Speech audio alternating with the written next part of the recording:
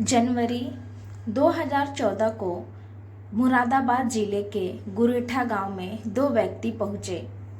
उनमें से एक की गोद में एक बच्चा था।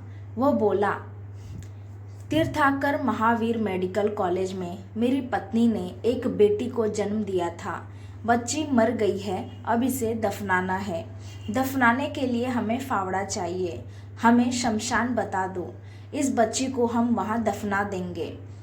ऐसे दुख में लोग हर तरह से सहयोग करने की कोशिश करते हैं, इसीलिए फावड़ा आदि लेकर गांव के कई लोग उन दोनों के साथ गांव के पास ही बहने वाली गांगा नदी की ओर चल दिए। गांव का एक आदमी दुकान से बच्ची के लिए कफन भी खरीद लाया। गंगा नदी के आसपास के गांवों के लोग अपने प्रियजनों का अंतिम संस्कार नदी के किनारे स्थित शमशान में करते थे, इसीलिए वे भी बच्ची को कफन में लपेटकर नदी की तरफ चल दिए। नदी किनारे पहुंचकर गांव के एक आदमी ने बच्ची की लाश को दफनाने के लिए एक गड्ढा भी खोद दिया। वह उसे दफनाने ही वाले थे कि उस समय बच्ची रोने लगी। बच्ची के रोने की आवाज़ सुनकर गांव वाले चौंक गए, क्योंकि उस बच्ची को तो उन दोनों लोगों ने मरा हुआ बताया था। बच्ची के जीवित होने पर उसके पिता और साथ आए युवक को खुश होना चाहिए था, लेकिन वे घबरा रहे थे। उनके चेहरे देखकर गांव वालों को शक हो गया। वे समझ गए कि कुछ न कुछ गड़बड़ जरूर है, लिहाजा उन्होंने उन दोनों को घेर लिया और हकीकत जानने की कोशिश करने लगे। लेकिन वे यही कहते रहे कि डॉक्टर ने बच्ची को मृत बताया था, इसके बाद ही तो वे उसे दफनाने के लिए आए थे। यह बात गांव वालों के गले नहीं उतर रही थी। क्राइम सूचना पाकर थाना प्रभारी तेजेंद्र यादव सब इंस्पेक्टर सहदेव सिंह के साथ शमशान घाट पहुंच गए। उन्होंने दोनों लोगों से पूछताछ की तो एक ने अपना नाम राजेश और दूसरे ने दिनेश बताया। उन्होंने जब बच्ची को देखा तो वह जीवित थी। वह 5-6 दिनों की लग रही थी। पता चला कि वह राजेश की बेटी है और दूसरा युवक उसका साला है। पास में ही तीर्थकर महावीर मेडिकल कॉलेज था। पुलिस ने उस बच्ची को अविलंब मेडिकल कॉलेज में भर्ती करा दिया, जिससे उसकी जान बच सके। मामला गंभीर लग रहा था, इसीलिए थाना प्रभारी ने यह सूचना नगर पुलिस अधीक्षक महेंद्र यादव को दे दी। उधर डॉक्टरों ने भी बच्ची को आईसीयू में भर्ती करके इलाज शुरू कर दिया। डॉक्टरों ने जब उस बच्ची को देखा तो वे चौंक गए, क्योंकि वह बच्ची वहीं पैदा हुई थी और उसकी मां उस समय वहीं भर्ती थी। डॉक्टरों ने पुलिस को बताया कि बच्ची को उसका पिता राजेश जीवित अवस्था में ही ले गया था, उसके मरने का तो सवाल ही नहीं है। मामला गंभीर लग रहा था, इसीलिए थाना प्रभारी ने यह सूचना नगर पुलिस अधीक्षक महेंद्र यादव को दे दी। उधर डॉक्टरों ने भी बच्ची को आईसीयू में भर्ती करके इलाज शुरू कर दिया।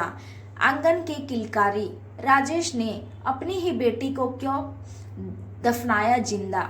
नगर पुलिस अधीक्षक महेंद्र भी थाना पाकबड़ा पहुंच गए। थाना प्रभारी ने उसके सामने राजेश से जब पूछताछ की तो बच्ची को जिंदा दफन करने की एक चौंकाने वाली कहानी सामने आई। राजेश मूल रूप से उत्तर प्रदेश के बरेली शहर के हाफिजगंज का रहने वाला था। वह मोटर मैकेनिकल का काम करता था। पिता राम भरोसे को जब लगा कि राजेश अपना घर चलाने लायक हो गया है, तो उन्होंने बरेली के ही नवाबगंज में रहने वाले मुक्ता प्रसाद की बेटी सुनीता से उसकी शादी कर दी। शादी हो जाने के बाद राजेश के खर्चे बढ़ गए थे, इसीलिए राजेश कहीं दूसरी जगह अपने लिए नौकरी ढूंढने लगा। इसी दौरान उत्तरांचल के रुद्रपुर शहर स्थित एक फैक्ट्री में उसकी नौकरी लग गई। उस फैक्ट्री में बाइकों की चैन बनती थी। कुछ दिनों बाद राजेश पत्नी सुनीता को भी रुद्रपुर ले गया। वहां हंसी खुशी के साथ उनका जीवन चल रहा था। इसी दौरान सुनीता गर्भवती हो गई। इससे पति पत्नी दोनों भी खुश थे। पहली बार मां बनने पर महिला को कितनी खुशी होती है, इस बात को सुनीता महसूस कर रही थी। राजेश भी सुनीता की ठीक से देखभाल कर रहा था। सुनीता को 7 महीने चढ़ गए। अब सुनीता को कुछ परेशानी होने लगी थी, क्योंकि डॉक्टर ने भी सुनीता को कुछ ऐतिहासिक बरतने की हिदायत दे रखी थी। सावधानी बरतने के बाद भी अचानक एक दिन सुनीता को प्रसव पीड़ा हुई। जिस डॉक्टर से सुनीता का इलाज चल रहा था, राजेश पत्नी को तुरंत उसी डॉक्टर के पास ले गया। सुनीता का चेकअप करने के बाद डॉक्टर ने स्थिति गंभीर बताई, क्योंकि सुनीता के पेट में 7 महीने का बच्चा था। यदि वह 8-8.5 महीने से ऊपर का होता तो डिलीवरी कराई जा सकती थी। समय से 2 महीने पहले डिलीवरी कराना उस डॉक्टर के नज़रों में मुनासिब नहीं था।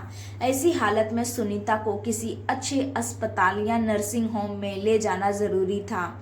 रुद्रपुर में कई नर्सिंग होम ऐसे थे जहां सुनीता को ले जाया जा सकता था, लेकिन वे महंगे होने की वजह से राजेश के बजट से बाहर थे। लिहाजा वह पत्नी को लेकर मुरादाबाद आ गया और उसे तीर्थकर महावीर यूनिवर्सिटी के मेडिकल कॉलेज में भर्ती करा दिया।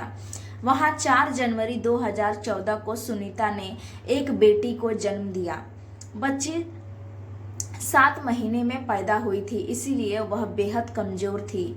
उसे इंक्यूबेटर में रखा जाना बहुत ज़रूरी था, लेकिन मेडिकल कॉलेज में जो इंक्यूबेटर थे उनमें पहले से ही दूसरे बच्चे रखे हुए थे। ऐसी स्थिति में मेडिकल कॉलेज के joint director doctor Vipin Kumar Jain ने राजेश को सलाह दी कि वह अपनी बच्ची को किसी अन्य नर्सिंग होम या अस्पताल या फिर दिल्ली ले जाए, क्योंकि बच्ची की हालत ठीक नहीं है। उधर इतनी कमज़ोर बच्ची को देखकर वार्ड में भर्ती मरीजों के तीमारदारों ने राजेश के मुंह पर ही कह दिया कि ये बच्ची बचेगी नहीं, और यदि बच भी गई तो पूरी जिंदगी अपंग रहेगी। लेकिन राजेश ने उनकी बातों पर ध्यान नहीं दिया।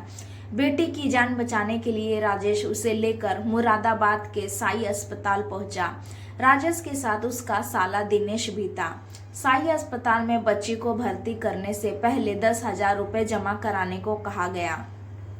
उसके पास उस समय इतने पैसे नहीं थे। राजेश ने अस्पताल कर्मियों से कहा कि वह पैसे बाद में जमा करा देगा, पहले बेटी का इलाज तो शुरू करो। लेकिन उसके अनुरोध को उन्होंने अनसुना कर दिया। चारों ओर से हताश हो चुके राजेश के कानों में तीमारदारों के शब्द गूंज रहे थे कि बच्ची जिंदा नहीं बचेगी, और अगर बच भी गई तो विकलांग रहेगी। निराशा और हताशा के दौर से गुजर रहे राजेश ने सोचा कि जब बच्ची पूरी जिंदगी विकलांग ही रहेगी तो इसकी जान बचाने से क्या फायदा। इससे अच्छा तो यही है कि ये मर जाए। राजेश बेटी को हर हाल में बचाना चाहता था, इसीलिए उसने अपने सगे संबंधियों और रिश्तेदारों को फ़ोन करके अपनी स्थिति बताई और उनसे पैसे मांगे, लेकिन किसी ने भी उनकी सहायता करने के बजाय कोई न कोई बहाना बना दिया। राजेश बहुत परेशान हो गया था। ऐसी हालत में उसकी समझ में नहीं आ रहा था कि वह क्या करे।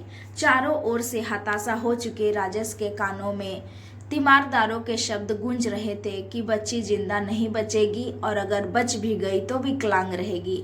निराशा और हताशा के दौर से गुजर रहे राजेश ने सोचा कि जब बच्ची पूरी जिंदगी विकलांग रहेगी तो इसकी जान बचाने से क्या फ़ायदा। इससे अच्छा तो यही है कि यह मर जाए।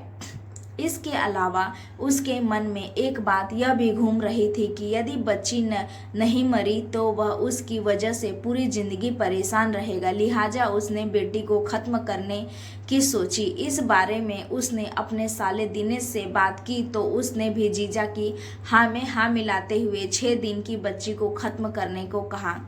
दोनों ने बच्ची को मारने का फैसला तो कर लिया, लेकिन अपने हाथों से दोनों में से किसी की भी उसका गला दबाने की हिम्मत नहीं हो रही थी। फिर उन्होंने तय किया कि बच्ची को जिंदा ही गड्ढे में दफना देंगे, और जब सुनीता पूछेगी तो कह देंगे कि बच्ची की मौत हो गई थी और उसे दफना आए हैं। ऐसी हालत में गांव वालों ने उनकी सहायता करना मुनासिब समझा और उनके साथ गंगा नदी के किनारे उस जगह पर पहुंच गए जहां लोगों का अंतिम संस्कार किया जाता था। गड्ढा खोदने के लिए उनके पास कोई चीज़ नहीं थी, इसीलिए वह फावड़ा मांगने के लिए गुरेठा गांव पहुंचे।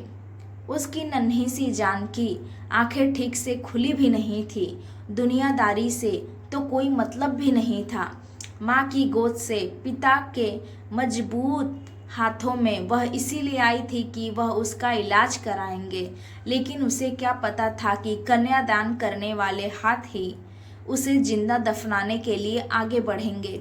लेकिन जैसे ही उसे गड्ढे में ठंडी रेत पर लिटाया गया, वह हाथ पैर चलाते हुए जोर जोर से रोने लगी, जैसे वह रोते रोते अपने जन्मदाता से पूछ रही हो कि मेरा कसूर क्या है, मुझे मत मारो। एक दिन मैं भी तुम्हारा सहारा बनूंगी और घर में उजियारा फैलाऊंगी। लेकिन उस समय पिता की संवेदनशीलता नदारद हो चुकी थी। अचानक बच्ची की आवाज़ सुनकर राजेश और दिनेश घबरा गए। वे सोचने लगे कि काश ये 2 मिनट और न रोती तो। बहरहाल उसकी आवाज़ सुनकर गांव वाले चौंक गए और उन्होंने पुलिस बुला ली। दोनों से पूछताछ के बाद पुलिस ने उन्हें न्यायालय में पेश करके जेल भेज दिया। पुलिस ने उस बच्ची को तीर्थाकर महावीर यूनिवर्सिटी के मेडिकल कॉलेज में भर्ती करा दिया था। वहां उसे इंक्यूबेटर में रख दिया गया था। उसकी हालत में भी सुधार होने लगा था। उधर सुनीता को उस बात का पता नहीं था कि उसने जिस बच्चे को जन्म दिया उसकी हत्या की कोशिश करने वाला उसका पति जेल में है।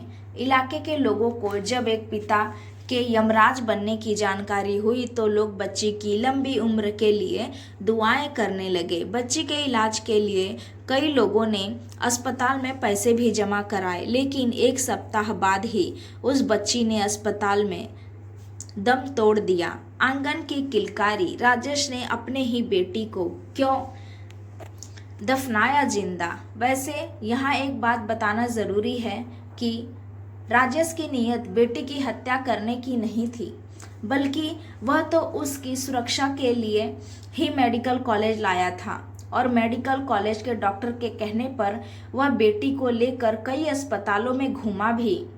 उसकी मजबूरी यह थी कि इलाज के लिए उसके पास पैसे नहीं थे और जिन संबंधियों और रिश्तेदारों से उसने मदद की गुहार लगाई उन्होंने भी मुंह मोड़ लिया, जिससे वह निराश और हताश हो चुका।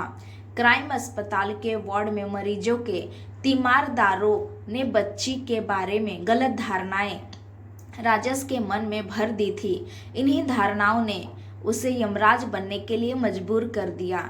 इन्हीं बातों ने उसकी संवेदनशीलता को हर लिया था। कहते हैं कि माँ का दूसरा रूप मामा होता है, लेकिन उस समय दिनेश का दिल भी पसीजा था।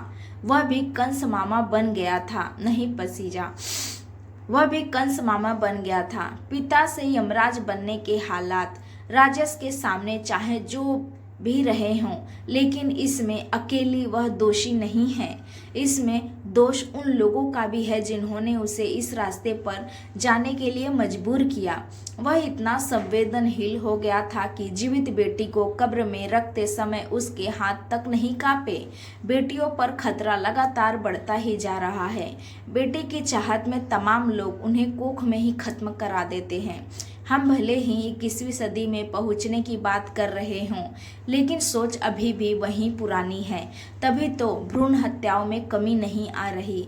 इसका उदाहरण यह है कि जहां सन 1990 में प्रति 1000 पुरुषों के अनुपात में 906 महिलाएं थीं, सन 2005 में इतने ही पुरुषों के अनुपात में केवल 836 महिलाएं रह गई थीं। बात 2014 की करें तो अब यह आंकड़ा 1000 पुरुषों पर 940 स्त्रियों का है। कह सकते हैं कि लोगों में काफ़ी हद तक जागृति आई है और भ्रूण हत्याओं का ग्राफ गिरा है। यह खुशी की बात है, लेकिन इस मामले को देखकर लगता है कि हम अभी भी पुरुषों की सोच को बदलने की ज़रूरत है।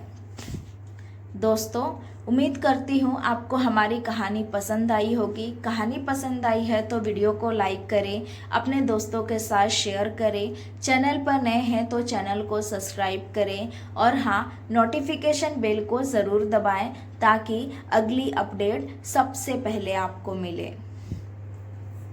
Thanks for watching video.